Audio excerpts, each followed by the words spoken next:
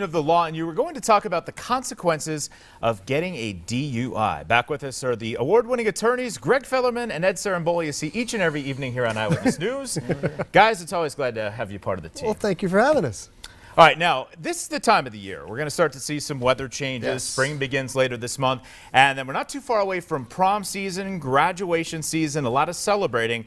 But one thing that we need to talk about is the consequences of a DUI, and it's something that really can have a big negative impact on your life. No question about it. Obviously, anytime you make a decision to drink and then get behind the wheel of an automobile, you're putting your life in your own hands. You're putting everybody else at risk.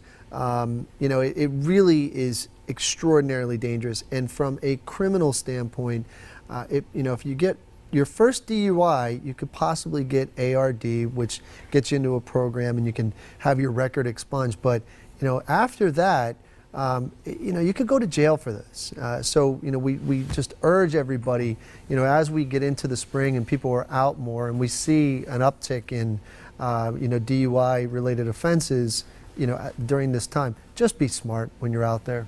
Yeah, and the financial consequences are huge. That's what people forget.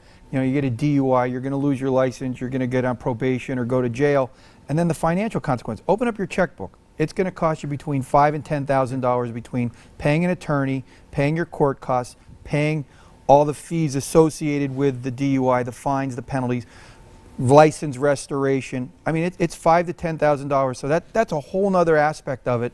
And plus, you've made some pretty bad decisions. And that's going to follow you around for quite some time. And you can hurt somebody. That's right. And that's the reality. I mean, you get behind the wheel, and your judgment is impaired. You're not able to drive a car.